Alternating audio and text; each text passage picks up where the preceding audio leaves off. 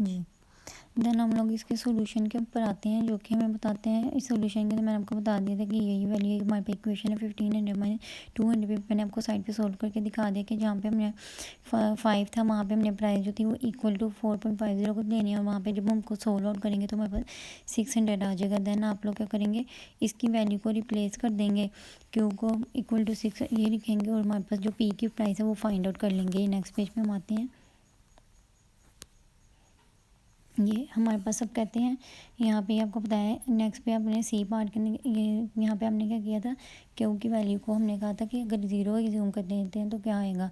तो हमारे पास ये 7 प्राइस जो थी, जब हमारे पास प्राइस जो थी 7.5 होगी तो हमारे पास जो होती है क्वांटिटी डिमांड जो थी ज़ीरो हो जाएगी। अब वो कहते हैं कि अगर प्राइस जो थी सिफर हो जाएगी तो किस चीज़ कितनी ज़्यादा डिमांड की है, तो देखें जब प्राइस ज़ीरो होगी यानी मिनिमम होगी तो उस चीज़ की डिमांड मैक्सिमम हो गई है।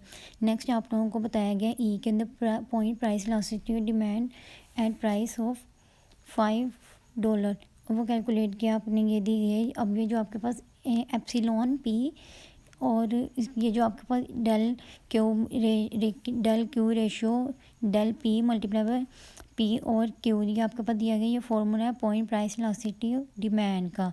अब वो पॉइंट प्राइस इलास्टिसिटी डिमांड आपको पता है ना क्या होता है, उस पॉइंट पर आपकी डिमांड के अंदर कितनी इलास्टिसिटी आई है with respect to price. Next आ जाए आप लोग ऑप्टिमल प्राइस, ये इक्वेशन न्यूमेरिकल नंबर 5.5 है जिसके अंदर आपको ये बताते हैं। अब कहते हैं एक एफर्ट किया गया कि फर्म जो थी वो रिड्यूस करे एक्सेस मॉडल इन्वेंट्री। अब उनके पास एक एक्सेस जो थी बहुत ज़्यादा चीज़ें जो थी वो बन गई थी, ठीक है।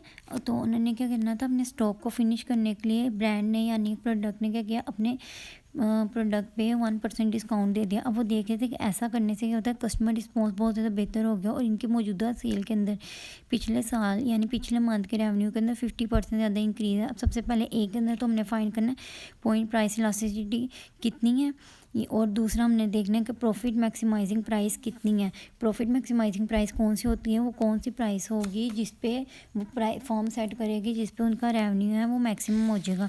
देन हम लोग नेक्स्ट पेज पे जा रहे हैं इसका सोल्यूशन की तरफ।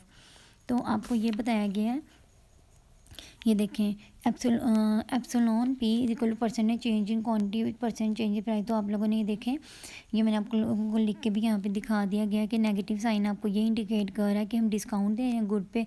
तो हमारे पास जो आंसर आया था वो कितने हैं, -50, और ये -50 आने के बाद हमारी प्राइस जो था इलास्टिक है, यानी चेंज अगर हमारी प्राइस के अंदर चेंज होगा तो क्वांटिटी डिमांड के अंदर चेंज होगा। अब वो क्योंकि हमने 50% कहा था कि 1% प्राइस वो डिस्काउंट देने से 50% रिडक्शन हो रही है, इंक्रीज़ हो रहा है उनकी सेल के अंदर, यानी 50% इलास्टिसिटी आई है डिमांड के अंदर। देन आपके पास बी के अंदर बताया था प्रॉफिट मैक्सिमाइजिंग प्राइस को हम ऑप्टिमल प्राइस फॉर्मूला से किस तरह फाइंड आउट कर सकते हैं। तो इसके लिए आप लोगों ने जो फॉर्मूला कंसिडर करना है वो ये है, P is equal to MC का मतलब मार्जिनल कॉस्ट की रेशियो है उन्होंने 1+1 रेशियो एप्सिलॉन से। तो आप लोगों को ये भी यहाँ पे दिखा दिया गया है कि किस तरह सोल्व आउट करना है। ये नेक्स्ट मैंने आपको साइड पे पार्ट करके दिखा दिया कि आपने ये नीचे वाला पोर्शन किस तरह करना है। देन आप लोगों को 5.5 पे कंसीडर करते हैं। तो आप ये देखें cross price elasticity the South Beach cafe है रिसेंटली, अब कहते हैं ये एक ब्रांड है, ठीक है। तो इन्होंने क्या किया, रिसेंटली जो थे अपने एपिटाइज़र जो थे, यानी जो एपिटाइज़र वो अपना एक चीज़ सेल कर रहे थे, तो उन्होंने क्या किया था उसकी प्राइस को रिड्यूस कर दिया। रिड्यूस इनिशियल प्राइस थी हमारे पास $10, जबकि हमारे पास जो उन्होंने प्राइस रिड्यूस की थी, जो फाइनल प्राइस आई थी वो $6 थी, ठीक है।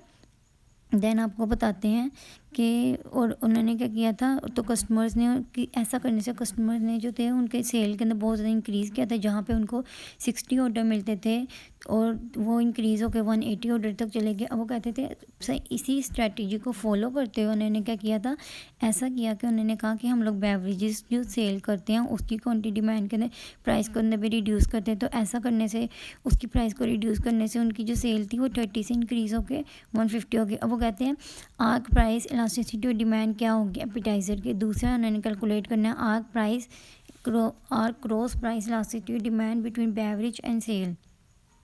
देन उन्होंने कहा था इन दोनों को इक्वल रख के देखते हैं। तो ऐसा करने से प्राइस के एपिटाइज़र की प्राइस को डिक्रीज़ करेंगे तो क्या इफ़ेक्ट होगा क्या एपिटाइज़र की प्राइस जो होती है, क्या ऐसा करने से एपिटाइज़र की प्राइस डिक्रीज़ होगी या बेवरेज जो होता है वो रेवेन्यू को इंक्रीज़ कर देगा। अब ये देखें, मैंने आपको बता दिया P1 is equal to initial price, P2 is equal to final price जो कि रिड्यूस की थी उन्होंने, Q1 is equal to initial demand जो कि उनकी पहली डिमांड थी before reducing the price, and then उसके बाद Q2 जो है वो बताया गया कि उसकी फाइनल प्राइस है 180।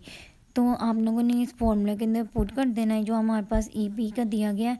ये डेल क्यू आपको बताता है कि हमारी क्वांटिटी डिमांड के अंदर कितना चेंज आया, और डेल क्यू बताता है विद रिस्पेक्ट टू प्राइस, और इन्होंने इसके साथ मल्टीप्लाई कर दिया P2 प्लस P1 के साथ। तो P2 जो हमारे पास फाइनल प्राइस है, P1 हमारे पास इनिशियल प्राइस की ratio, Q2 plus Q1। Then next page पे आ जाएं तो यहाँ पे आप देखेंगे नेक्स्ट हमारे पास बी का बताया point price or cross price elasticity demand for beverage. तो ये देखें इन्होंने यहाँ पे बेवरेज की प्राइस को बताया, इनिशियल प्राइस जो फाइनल प्राइस जो 150 आई और उसकी सम माइनस किया उन्होंने हमारे पास जो फाइनल प्राइस होगा डिफरेंस निकालने के लिए। अब वो यहाँ पे सी स्टेटमेंट के ये बताता है कि हाँ जी हमारे पास ये जो प्राइस आई है वो and elastic for demand for appetiser के, हमारे पास एपिटाइज़र के लिए डिमांड जो थी एपिटाइज़र थी with respect to price reduction, क्योंकि प्राइस के रिड्यूस होने से एपिटाइज़र की डिमांड वाकई इंक्रीज़ हो गई थी, क्योंकि एपिटाइज़र की डिमांड ज़्यादा इंक्रीज़ हुई तो उनके पास फर्म के पास रेवेन्यू ज़्यादा जनरेट हुआ था। EPX इक्वल टू -2.67 जो कि स्मॉलर है ज़ीरो से। अब ये आपको इंडिकेट करता है बेवरेज और एपिटाइज़र जो थे दोनों कॉम्प्लीमेंट गुड्स हैं। तो एपिटाइज़र अगर हम एपिटाइज़र की प्राइस को मज़ीद डिक्रीज़ करते हैं तो उससे बेवरेज की जो सेल होती है वो इंक्रीज़ होती जाएगी और उससे क्या हो गया रेवेन्यूज़ भी इंक्रीज़ हो जाएगा। अब वो कहते हैं to determine the profit fact को निकालने के लिए वो करते हैं it is necessary to consider revenue and cost implication for beverage. कहते हैं ऐसा करने के लिए उनको दोनों की जो सेल्स और रेवेन्यूज़ हैं उनको कंसीडर किया जाना चाहिए। अब वो कहते हैं नेक्स्ट पे आगे हम लोग, हाँ जी ये आपके पास 5.6 आ गया है। ये आप लोगों को